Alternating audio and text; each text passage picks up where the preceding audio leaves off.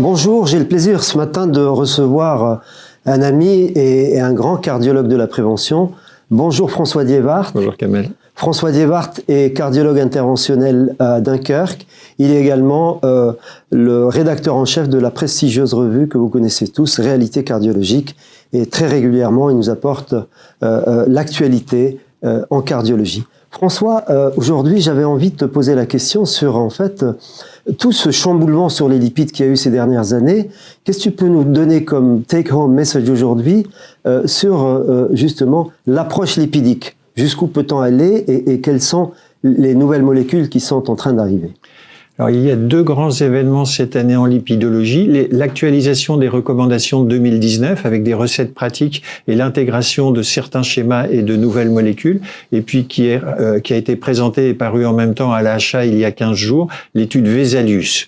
Les recommandations, qu'est-ce que c'est? C'est 13 pages de recettes pratiques qui disent que pour quantifier le risque, il faut utiliser le score 2 et le score 2 OP sans prendre en compte le score de diabète. Pourquoi? Parce qu'on va avoir les critères du diabète dans les grilles de risque. Ça, c'est la première chose.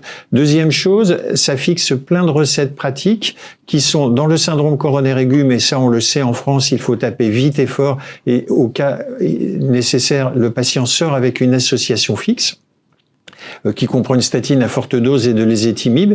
Et puis après, il y a l'intégration de nouvelles molécules, essentiellement l'acide bempédoïque dont on devrait pouvoir disposer prochainement chez les patients qui ont une intolérance totale ou partielle aux statines. Et ce qu'il est dit, c'est que toutes ces molécules, que ce soit les statines, l'ésétimib, l'acide bempédoïque ou les anti-PCSK9, ont un effet qui passe par la baisse du LDL et on peut affirmer que même s'ils ne sont pas prescrites ensemble, elles ont chacun un effet bénéfique. Et que donc on pourrait les utiliser seules ou séparément en fonction du fait que le patient est intolérant ou pas à certaines autres molécules.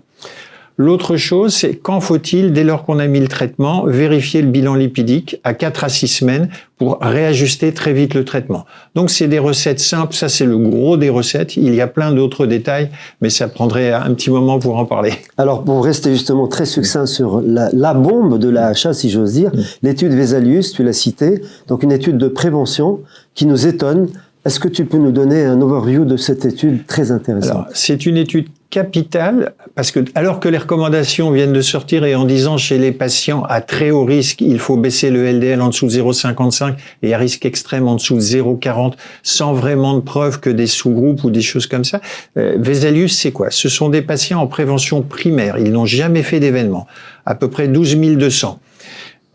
Ils sont à haut risque parce qu'ils ont un athérome. Alors, soit un athérome coronaire, mais sans antécédent d'infarctus, soit un athérome carotide, mais sans antécédent d'AVC, soit une artérite. Ou ils sont diabétiques à haut risque.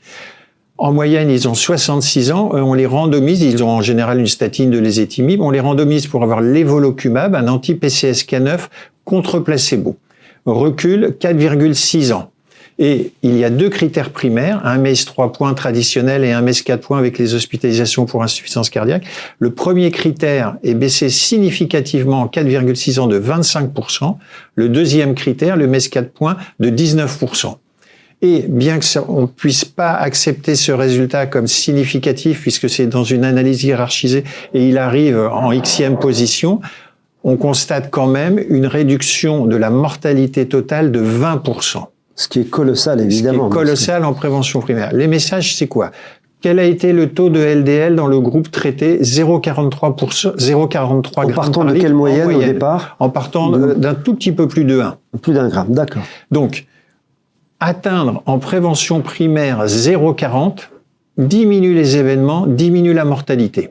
Premier message. Deuxième message, si on avait d'éventuels doutes sur le bénéfice des anti-PCSK9, il n'y en a pas. Ça diminue les événements de façon majeure à presque 5 ans, dont la mortalité.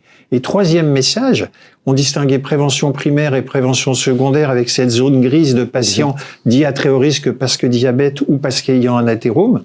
Qu'est-ce qu'il faut faire chez ces patients? Cette étude indique qu'il faudrait les traiter comme de la prévention secondaire parce qu'on a le même bénéfice et donc avoir des LDL. Et là, c'est pas un sous-groupe, c'est des LDL en moyenne en dessous de 0,55 et se rapprocher de 0,4 le plus possible.